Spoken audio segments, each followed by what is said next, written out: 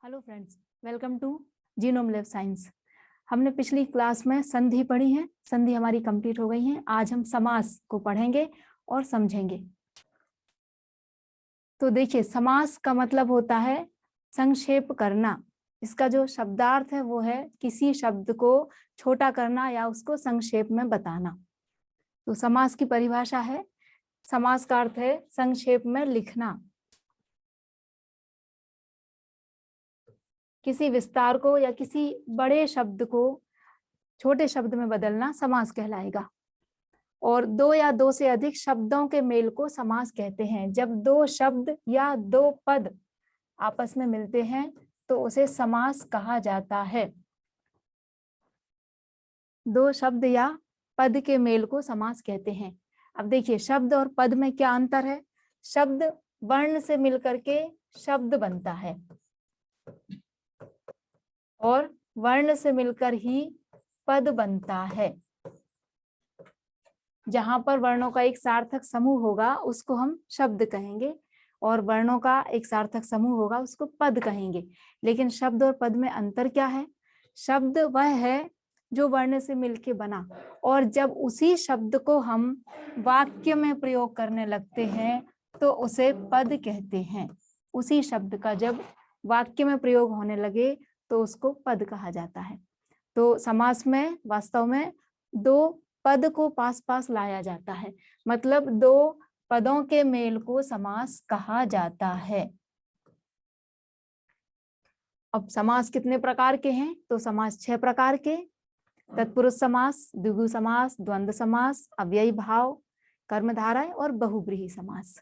ये एक कविता है, एक पोयम है जिसमें ये बताया है कि किस समास को हम कैसे पहचानेंगे कि इसमें ये इस शब्द में ये समास है। तो उसके लिए कविता है, तत्पुरुष में विभक्ति, यानी तत्पुरुष समास में विभक्तियों का प्रयोग किया जाता है। तत्पुरुष में विभक्ति, द्वंद्व में और छिपाया। जो द्वंद्व समास है जब उसका हम विच्छेद करेंगे तो और से विच्छेद होगा, जैसे रात और दिन, माता और पिता, इस तरह से। तो द्वंद्व में और छिपाया। संख्यावाचक द्विगु, जो द्विगु समास है वह संख्यावाचक है, यानी उसमें हमें गिनती देखने को मिलेगी। पहला पद गिनती वाचक होगा। अव्ययी में अव्यय आया और अव्ययी भाव समास में अव्यय शब्द उपयोग किए जाएंगे। विशेषण विशेष्य जानकर कर्मधारय जाना, मतलब कर्मधारय समास में एक विशेषण होगा और एक विशेष्य होगा। एक ऐसा शब्द होगा जो विशेषता बताए किसी दूसरे शब्द की। और बहुब्रीहि में मुख्य अर्थ को छोड़कर बहुब्रीहि पहचाना, यानी बहुब्रीहि में जिस शब्द की बात की जाएगी उस शब्द के अतिरिक्त किसी और वस्तु या किसी और व्यक्ति की बात होगी, वहां पर बहुब्रीहि होगा। तो इन्हें हम विस्तार से पढ़ेंगे, लेकिन आप ये पोयम लर्न कर लीजिएगा। ये समास को हम कैसे पहचाने ये इस कविता में है, या एक छोटी सी ये ट्रिक है। चलिए, तो ये हमारे समास के 6 प्रकार हैं, तत्पुरुष, द्वंद्व, द्विगु, कर्मधारय, बहुव्रीहि और अव्ययी भाव। अब हम समास को पढ़ना शुरू करेंगे। समास को हम अव्ययी भाव समास से पढ़ना शुरू करते हैं, क्योंकि जो अव्ययी भाव समास है वो सरल है, तो हम सरल से धीरे धीरे कठिन की तरफ बढ़ते जाएंगे ताकि आपको समझने में आसानी हो। तो सबसे पहले हम अव्ययी भाव समास को समझ लेते हैं। अव्ययी भाव समास में क्या है? जिस समास में अव्यय शब्द का प्रयोग किया जाए वह अव्ययी भाव समास है। अव्यय शब्द, तो इसमें जो है अव्यय शब्द आते हैं, इसको कहते हैं अव्ययी भाव समास। अव्यय शब्द क्या होते हैं? अव्यय शब्द वे शब्द हैं जिनको हम और छोटे शब्दों में नहीं तोड़ सकते, है ना। देखिए, अव्यय बना है आ और व्यय से। व्यय का मतलब होता है खर्च होना, और अव्यय मतलब जो खर्च नहीं होते, यानी जिनको हम और ज्यादा छोटे शब्द में नहीं तोड़ सकते, वे अव्यय शब्द हैं। अव्यय शब्द कुछ हैं जैसे कि प्रति, आ, यथा, कुछ अरबी फारसी के भी अव्यय शब्द हैं जैसे हम, बे। इस प्रकार से जो शब्द होते हैं वे अव्यय शब्द कहलाते हैं। नी, ये अव्यय शब्द हैं, और इन अव्यय शब्दों का जहां भी प्रयोग हो, जिस भी शब्द में शुरू में इन अव्यय शब्दों का जहां पर भी प्रयोग होगा वह अव्ययी भाव समास होगा। तो आप इन अव्यय शब्दों को ध्यान में रखिएगा, प्रति, आ, यथा, हम, बे और नी। इसमें से प्रति, आ, यथा और नी ये संस्कृत के या हिंदी के अव्यय शब्द हैं, और हम और बे ये उर्दू या फारसी अरबी भाषा के अव्यय शब्द हैं। तो इनसे जो है अव्ययी भाव समास बनेगा। जैसे प्रत्यारोप, प्रत्यारोप, तो अगर हम इसकी संधि करें तो बनेगा प्रति धन आरोप। तो आप संधि करके देख लीजिए कि इस शब्द में जो शब्द है वो कैसे टूट रहा है। तो समास को पहचानने के लिए हम संधि करके देख सकते हैं। तो प्रत्यारोप, प्रति धन आरोप, और इसका समास विग्रह करेंगे तो ये होगा आरोप के बदले आरोप, यानी प्रत्यारोप। तो प्रत्यारोप शब्द में प्रति छिपा हुआ है, प्रति धन आरोप, ये प्रति छिपा है, और प्रति क्या है? प्रति एक अव्यय शब्द है, और इसलिए प्रत्यारोप में अव्ययी भाव समास होगा। फिर जैसे आ जन्म, तो आ जो है एक अव्यय शब्द है, तो आ जन्म, जन्म से लेकर। या फिर निडर, निडर, निडर, तो निडर में नी अव्यय शब्द है, और अव्यय शब्द है ये होगा डर के बिना, इसका विच्छेद होगा डर के बिना, और यह अव्ययी भाव समास होगा। फिर प्रतिकूल में भी प्रति है, जैसा प्रत्यारोप में था, हाथों हाथ में हाथ ही हाथ, इस तरह से है। फिर जैसे उर्दू या फारसी के हम अव्यय शब्द लें तो हम वतन, एक ही देश में रहने वाले लोग, हम वतन, एक ही वतन में निवास करने वाले, एक ही देश में, तो ये होगा अव्यय शब्द। या जैसे बेशक, बिना शक के, बिना संदेह के, तो यहाँ पर भी बे जो है वो अव्यय शब्द है, तो बेशक में अव्ययी भाव समास है, हम वतन में अव्ययी भाव समास है। तो जहां भी आपको हम, बे, नी, आ, प्रति, यथा, यथा भी अव्यय शब्द है, जैसे यथाशक्ति, इस तरह के शब्द मिले तो वो अव्ययी भाव समास होगा। यथाशक्ति, यथा मीन्स, या यथा का मतलब है के अनुसार, तो इसका समास विग्रह होगा शक्ति के अनुसार।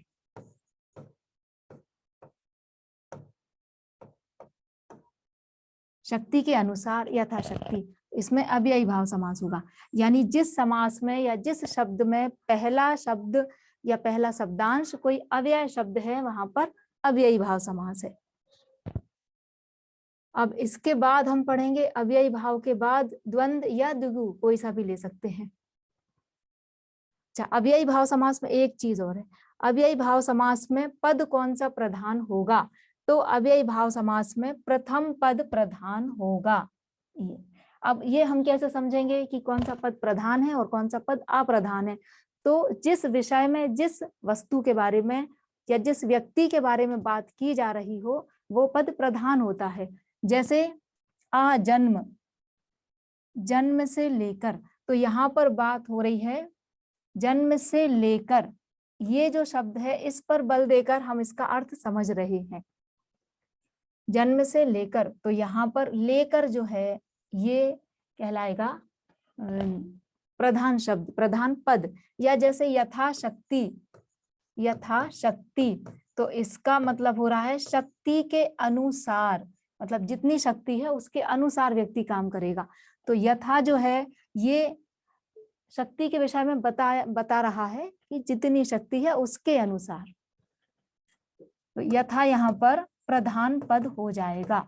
तो अव्ययी भाव समास में प्रथम पद प्रधान होता है और प्रथम पद ही जो है वो अव्यय शब्द होता है। तो अव्यय भाव समास की दो विशेषताएं, प्रथम पद प्रधान और प्रथम पद कोई अव्यय शब्द होगा। चलिए अब हम दूसरा समास देखते हैं। दूसरा समास है द्वंद्व समास। द्वंद्व समास में दो जो शब्द आएंगे, दो पद जो होंगे वो दोनों ही पद प्रधान होंगे। द्वंद्व का मतलब होता है दोनों तरफ से, जैसे द्वंद्व युद्ध होता है, द्वंद्व युद्ध में जो दोनों योद्धा होते हैं एक जैसे बलशाली या एक जैसे वीर माने जाते हैं।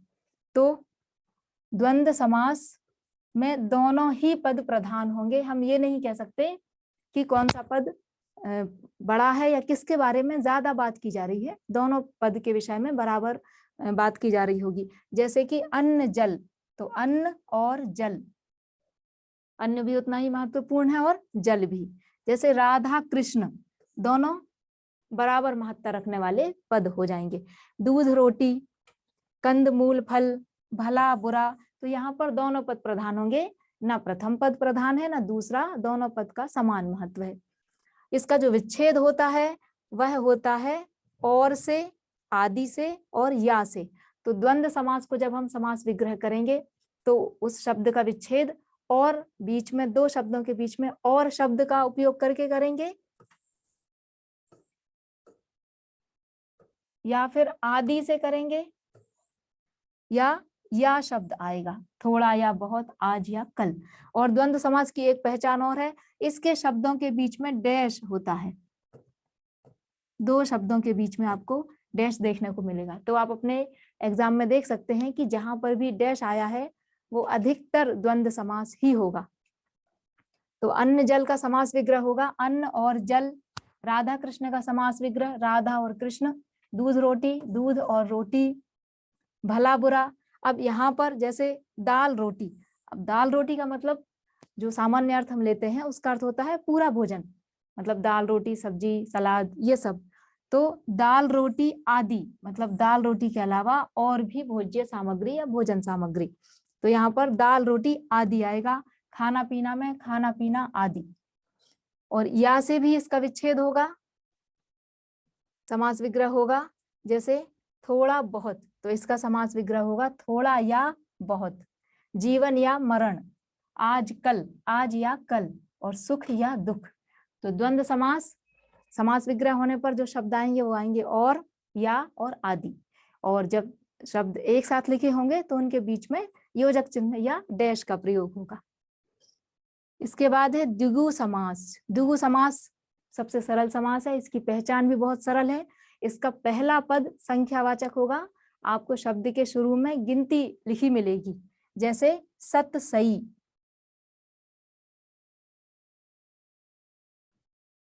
सत सई 700 दोहों का संग्रह। सत सई बिहारी, सत सई बिहारी ने लिखी थी जिसमें उन्होंने 700 दोहे लिखे थे। तो सत सई 700 छंदों का या 700 दोहों का या का संग्रह या समूह। तो यहाँ पर 700 यानी ये गिनती या संख्या आई है। इसी तरह से अष्टाध्यायी, अष्टाध्यायी मतलब 8 अध्याय, तो ये अष्ट हैं 8 अध्याय। नवरत्न, तो इसमें 9 रत्न। पंचवटी, जब पंचवटी 5 वटों का समूह, 5 वटों का समूह, पंचवटी। वट मतलब वृक्ष, जहां पर 5 प्रकार के वृक्ष एक ही स्थान पर लगे हुए हों उसको पंचवटी कहेंगे। तो 5 वटों का समूह, पंचामृत 5 अमृत का समूह, त्रिमूर्ति 3 मूर्तियों का समूह, नवरस 9 रसों का समूह। तो जहां भी आपको संख्यावाचक शब्द दिखे, पहला जो शब्द है वो संख्यावाचक है, वहां पर द्विगु समास होगा। तो द्वंद्व हो गया, द्विगु हो गया और अव्ययी भाव समास हो गया। चलिए अब हम पढ़ते हैं तत्पुरुष समास। जो पहला समास है तत्पुरुष। देखिए तत्पुरुष समास में उत्तर पद प्रधान होगा। अव्ययी भाव और तत्पुरुष एक दूसरे का अपोजिट है। अव्ययी भाव समास में प्रथम पद प्रधान होता है, तत्पुरुष समास में दूसरा पद प्रधान होता है। तो तत्पुरुष समास में द्वितीय पद प्रधान होगा, एक ये पहचान है, और दूसरी पहचान है यहाँ पर विभक्ति चिन्हों का प्रयोग किया जाएगा। जब हम समास विग्रह करेंगे तो विभक्ति चिन्ह लगाएंगे, और जब वे शब्द आपस में जुड़ेंगे तो बीच में जो विभक्ति चिन्ह है वह खत्म हो जाएगी, उसका लोप हो जाएगा। जैसे रसोई घर, अब इसमें जो विभक्तियां आती हैं उनको आपको ध्यान में रखना है। उसके लिए हम इस प्रकार से याद कर सकते हैं, कर्ता ने कर्म को करण, करण का होता है से के द्वारा, से और के द्वारा, अपादान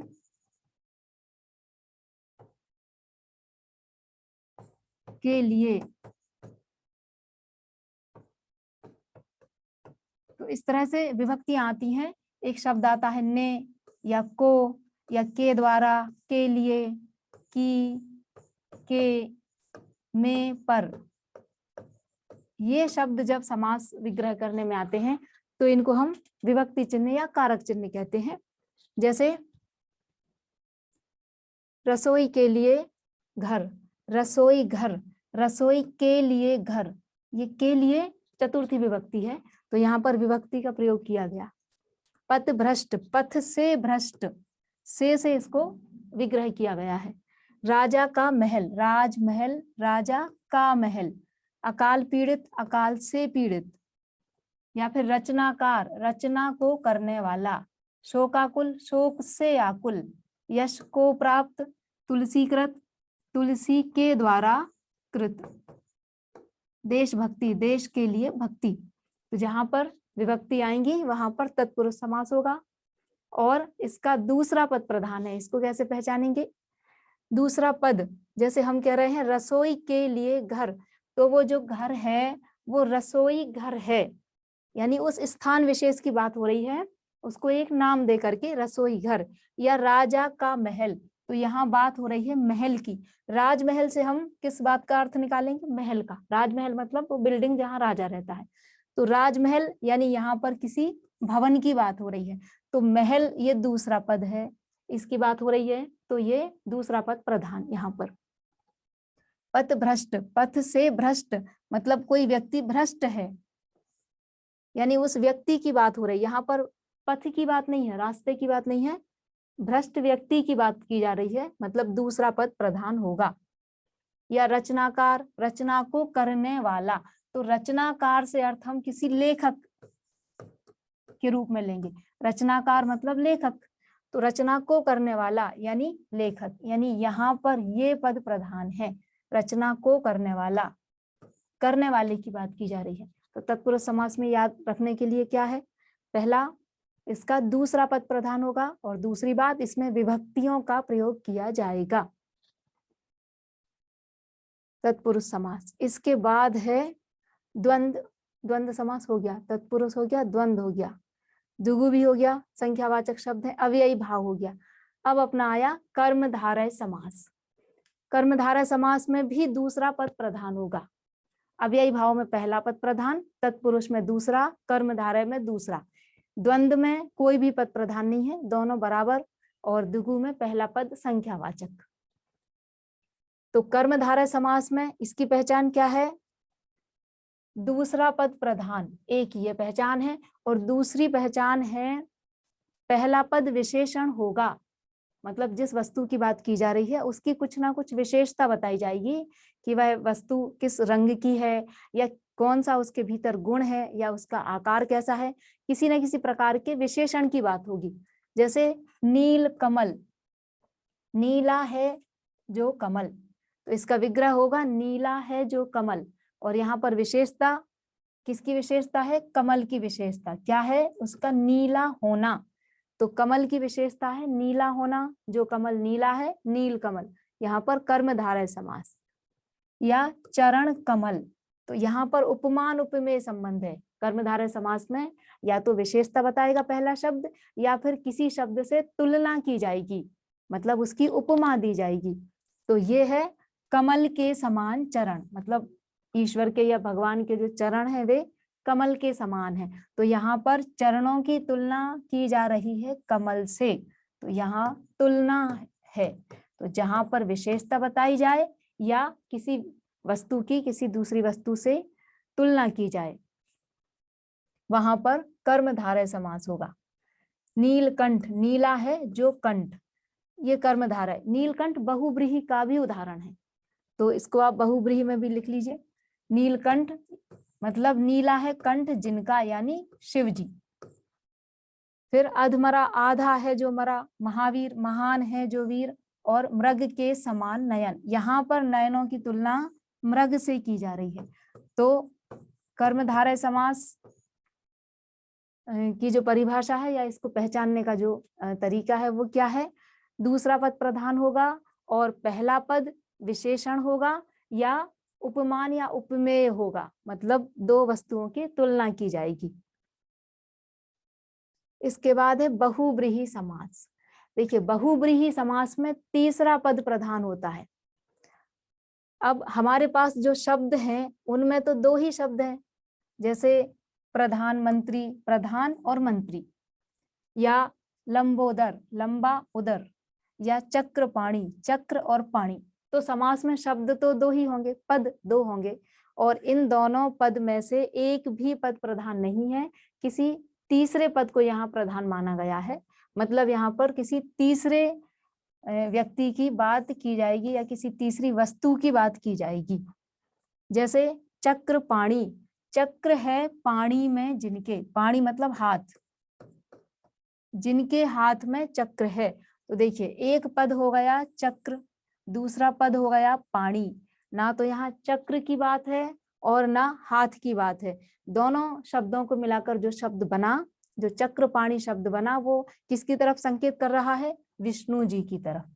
तो बहुव्रीहि समास में दोनों पद में से एक भी पद प्रधान नहीं होता, दोनों शब्द को मिलाकर जब एक नया शब्द बनता है तो उसका एक अलग अर्थ निकलता है, और इस प्रकार से यहाँ पर तीसरा पद प्रधान होता है। तो जैसे लंबोदर, लंबा है उदर जिनका, यानी गणेश जी। तो पहला पद लंबा, दूसरा पद उदर, लेकिन बात हो रही है किसी तीसरे पद की, यानी गणेश भगवान की। प्रधानमंत्री, तो प्रधान माने हेड और मंत्री मतलब मंत्री, मिनिस्टर। तो जो मंत्रियों का प्रधान है, यानी बात यहाँ पर हो रही है मंत्रियों में जो प्रधान है, और इससे एक अलग पद जो होता है, एक पोस्ट होती है, उसकी बात होगी, यानी प्रधानमंत्री की। फिर गिरिधर, गिरी यानी पर्वत, और धर मीन्स धारण करने वाले। तो यहाँ ना पर्वत की बात है और ना धारण क्रिया की बात है, दोनों शब्दों को मिलाकर एक नाम बना गिरिधर, और वे हैं श्री कृष्ण। तो यहाँ तीसरा पद प्रधान। निशाचर, निशा में विचरण करने वाले। त्रिलोचन, तीन हैं, लोचन मीन्स नयन, जिनके नयन तीन है मीन्स शिव जी। मृत्युंजय, मृत्यु को जीतने वाला यानी शिव। चंद्रशेखर, चंद्रमा है जिनके शिखर पर, ये भी शिव जी हैं। चंद्रमौली, चंद्रमा है जिनकी मौली पर। फिर है पीतांबर, पीला है अंबर जिनका, यानी विष्णु जी। तो बहुव्रीहि समास में दोनों पद के अलावा तीसरा पद प्रधान होगा, दोनों पद प्रधान नहीं होंगे। अब हम उस पोयम को एक बार फिर से देख लेते हैं। ये जिसमें यह था कि किस समास को हम कैसे पहचाने।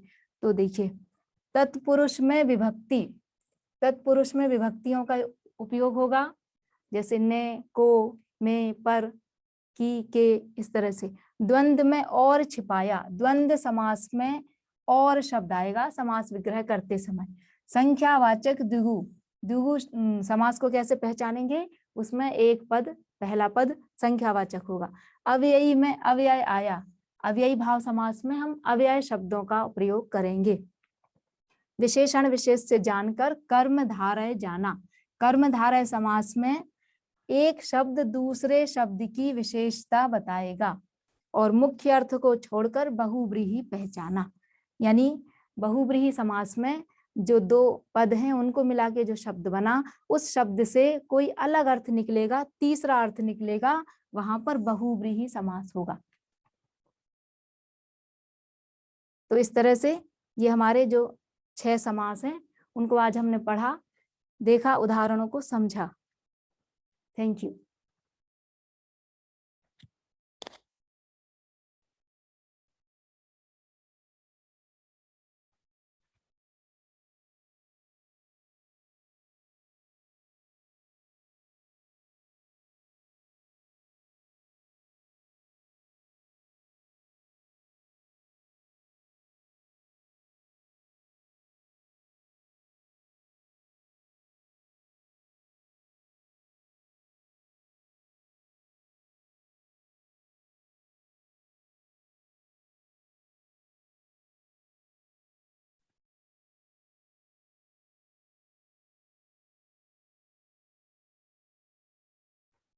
कौन है? जितेंद्र राठौर, प्रधानमंत्री।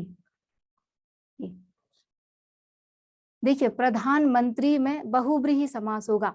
प्रधानमंत्री को हम जब समास विग्रह करते हैं तो समास बनेगा प्रधान, मिनट यहां ले लेते हैं,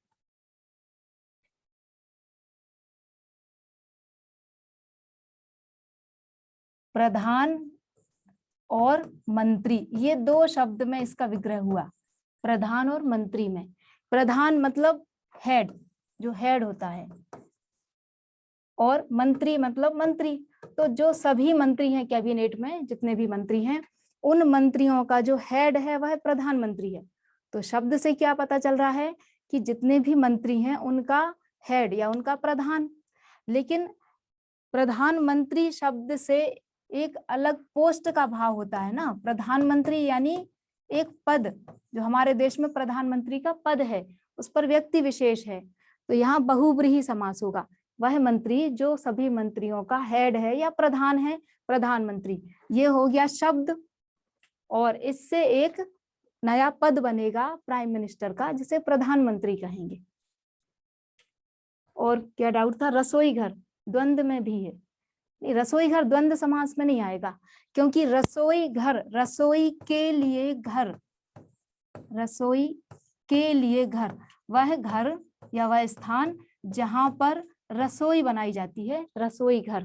तो ये तत्पुरुष समास होगा। क्यों? इसमें चतुर्थी विभक्ति का प्रयोग हुआ है, के लिए का प्रयोग है। तो रसोई के लिए घर। द्वंद्व समास में दोनों जो शब्द हैं वो एक जैसे होने चाहिए, जैसे भला बुरा, माता पिता, राम लक्ष्मण, भरत शत्रुघ्न, इस तरह से। पर यहाँ रसोई अलग शब्द है, घर अलग शब्द है। जैसे घर बाहर, अगर ये शब्द होता तो द्वंद्व समास होता, घर और बाहर दोनों एक दूसरे से कनेक्ट होंगे। पर यहाँ रसोई के लिए घर है तो तत्पुरुष होगा, यहाँ द्वंद्व नहीं होगा। और क्या था? चलिए, आई होप आपके डाउट्स क्लियर हो गए होंगे।